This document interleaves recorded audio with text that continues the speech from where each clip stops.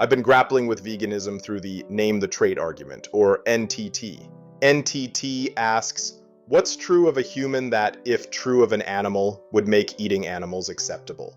Conversely, what's true of an animal that, if true of a human, would make eating humans acceptable? It exposes inconsistencies. I've debated traits that might justify eating animals without leading to morally horrific conclusions. I'm sharing some traits I've considered. Acknowledging these hypotheticals might sound eccentric. My NTT explorations focus on traits defining personhood to protect humans while allowing animal use. The first trait is personhood at full species capacity, where animals qualify for moral protection if they possess personhood at their species' full potential. Personhood involves consciousness, self-awareness, emotions, control, decision-making, and cognitive sophistication. Dolphins, cetaceans, and great apes clearly surpass this threshold for me. Eventually some AI as well. I'd concede other mammals or birds if evidence mounts, but not insects like bees or ants. My second trait is membership in a species with a common ancestor that has personhood, extending protection to individuals from a personhood-capable lineage. This covers broken or underdeveloped members of such species, like humans with disabilities due to their hereditary potential. Combining these, my third trait is an individual with personhood or belonging to a species with a common ancestor that has personhood. This combined trait aims to cover all humans, including disabled ones, while effectively excluding most animals from moral protection. I've also toyed with a perspective-taking hypothetical, any being that, if I were in its shoes, would not voluntarily sacrifice itself as food.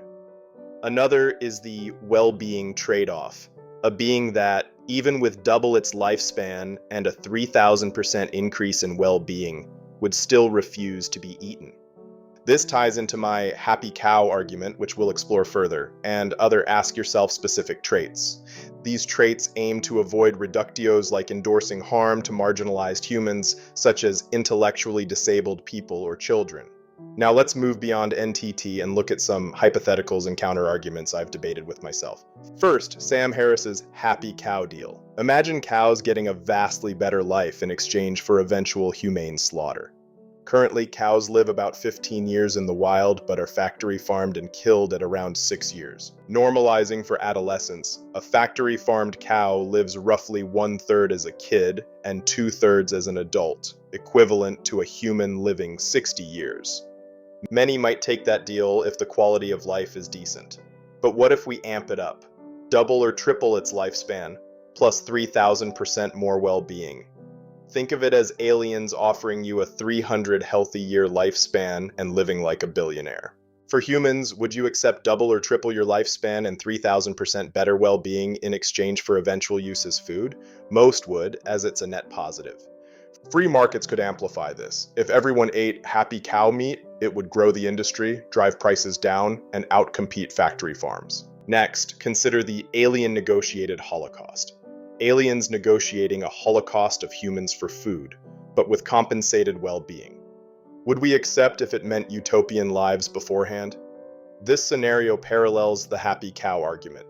Now, the pig valve island hypothetical, me, ask yourself, my 4-year-old daughter, an intellectually disabled person, and a pig are stranded. I need a heart valve to save my daughter.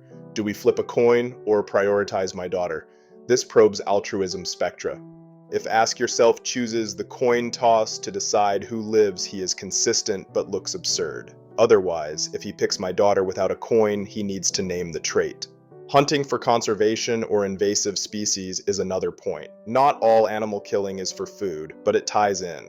Hunting invasives like pythons in Florida protects biodiversity, as they've decimated small mammals and birds. From a pro-human flourishing perspective, aesthetics matter. We need sustainable human populations with accessible nature for tourism and mental health.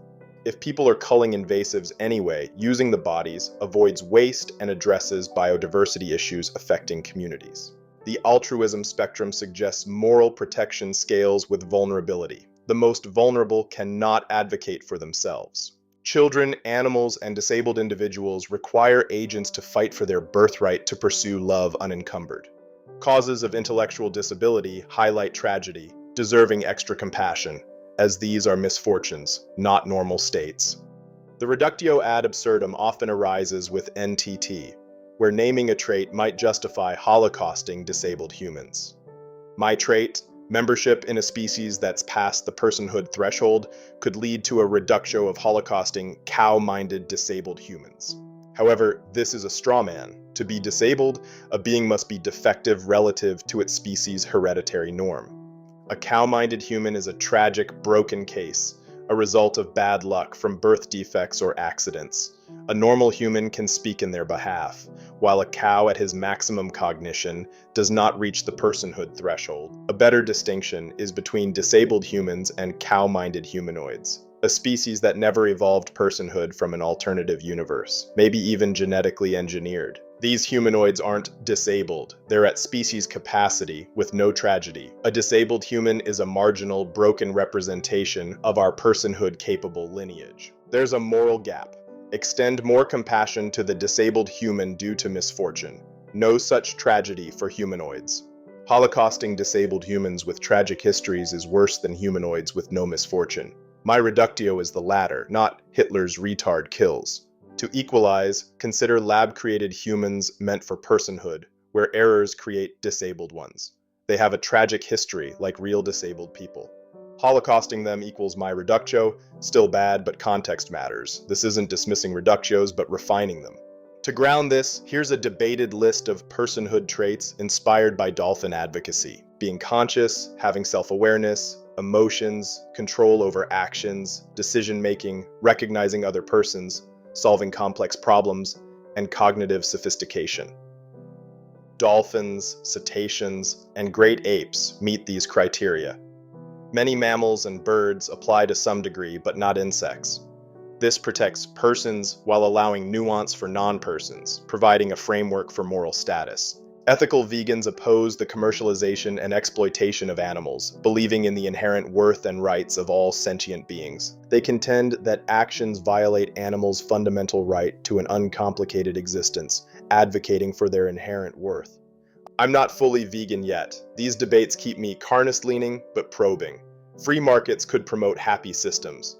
Conservation hunting has upsides, and aesthetics and biodiversity boost human well-being. Yet, vulnerabilities tug at me, demanding extra compassion for the tragic. If my reductio still bites, it's a milder bite with distinctions. These eccentric dives into philosophical arguments are about finding moral clarity, and I'm game if this sparks more discussion.